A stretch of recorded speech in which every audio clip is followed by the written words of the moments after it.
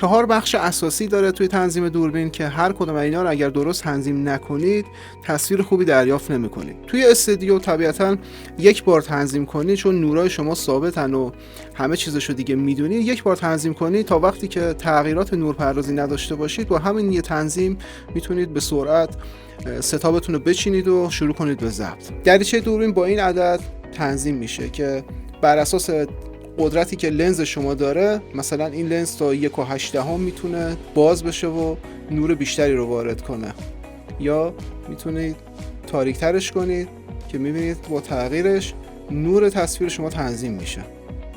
ما برای این تصویرمون عدد 4 رو تنظیم کردیم. قسمت بعدی سرعت شاتر هست.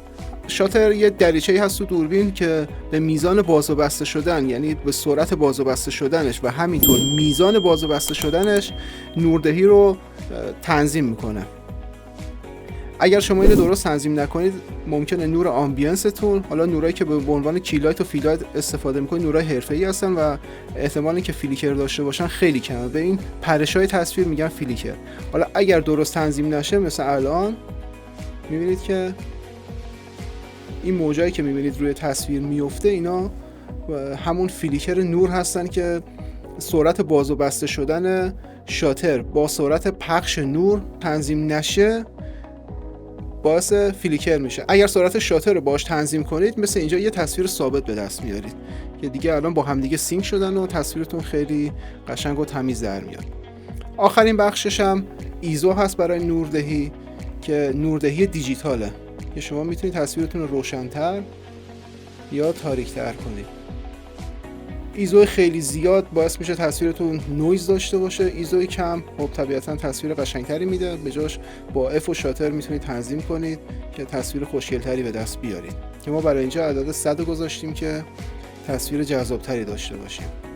و اما بخش اصلی کلوین رنگ شما هست. کلوین چیه؟ دمای رنگه. اگر دمای رنگ رو درست تنظیم نکنید تصویرتون یا ممکنه نورش سرد باشه، ممکنه نورش گرم باشه.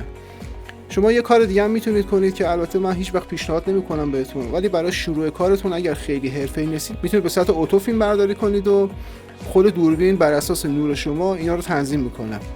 اما اگر نور شما تغییر کنه، مثل اینکه از آفتاب میرید به سایه و اینجور چیزا، خب تصویرتون خیلی خراب میشه. پس بهتره که سعی کنید به صورت منوال تنظیم کردن رو یاد بگیرید. حالا کلوین رو چجور باید تنظیم کنید؟ ما فانکشن رو میزنیم.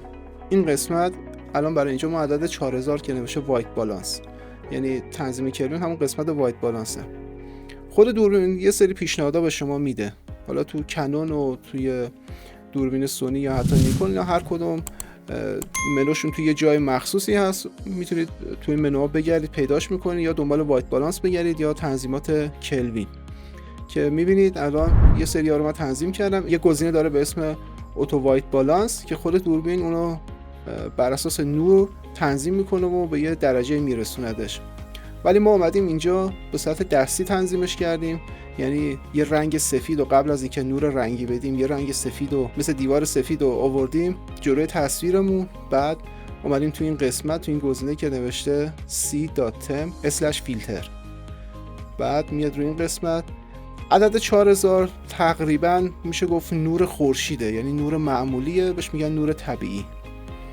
میایم روی 4000 گذاشتیم و این قسمت هم که میبینید رنگشو به یه حالتی در آوردیم که روی این عددهایی که تنظیم شده با کلیدای بالا پایین میرسید به یک رنگ تقریبا سفید خالص حدوداً. حالا اینو بعد به صورت چشمی تنظیم کنید طبق چیزی که توی LCD میبینید و اگر درست نبود بعداً روی کامپیوتر میتونید نگاش کنید. اگر ایرادی داشته باشه، حالا اون تم رنگ مثلا اگر آبی زیاد بود میرید به سمت قرمز، اگر نه به سمت سبز برید، به یه عددی برسید که اون سفیدی خالص رو بتونید ببینید. هر وقت به این درجه رسیدید دیگه وایت بالانس شما به درستی تنظیم شده. بعدش اوکی رو میزنید و بعد از اینکه نور و رنگ رو تنظیم کردید حالا میرسیم سر بخش تنظیم فایلی که رکورد میکنید.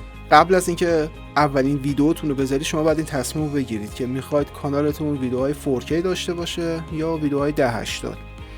بعد از اینکه این تصمیم رو گرفتید، چون باید سخت افزارش هم داشته باشید، ممکنه مثلا لپتاپ شما یه خورده قدیمی باشه، ممکنه رمش پایین باشه، ممکنه هاردش سرعتش پایین باشه، چون هارد و SSD خیلی مهمه برای تدوین، مخصوصا با کیفیت‌های 4K به بالا.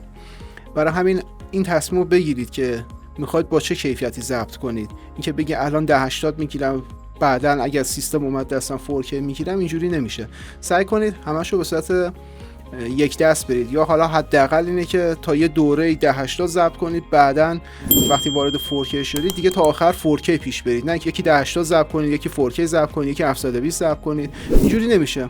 تصمیمتون رو همون اول بگیرید که میخواید با چه کیفیتی ضبط کنید. خب منو رو میزنیم،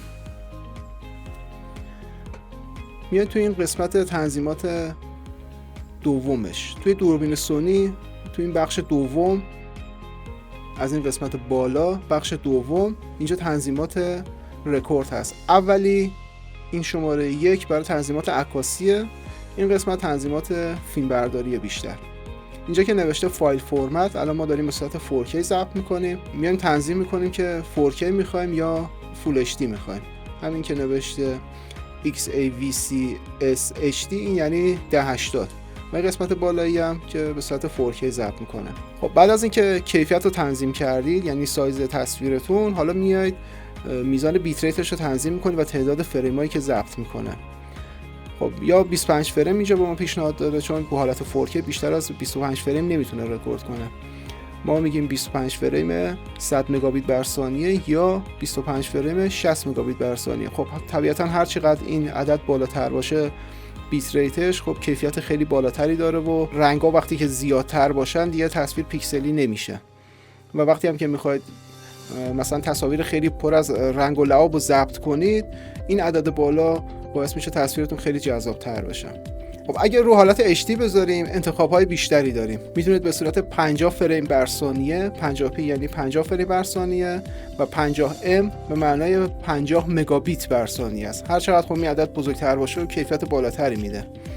این گزینه هم که میبینید 100p یعنی 100 فریم بر ثانیه و 100 مگابیت بر ثانیه. این باعث میشه که شما بتونید اسلو موشن، مثلا یه سری صحنه ها رو اسلو موشن کنید تا 3 برابر سرعت رو کمتر کنید بدون که تصویر بریده بشه.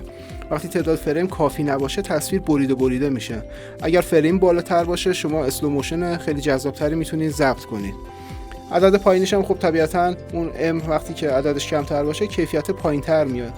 دیگه این به سلیقه شما و اون میزان هاردی که شما دارید، رمتون چقدر جا میگیره، میتونید این عددا رو تنظیم کنید. بعد از اینکه اینا رو تنظیم کردید دیگه مطمئن شدید که همه چی درسته که من الان میخوام بذارم روی 4K 25p 100 مگابیت اینو رکورد کنم. اینا رو که تنظیم کردیم از منو در میایم و دکمه رکورد رو میزنیم، شروع کنه به ضبط.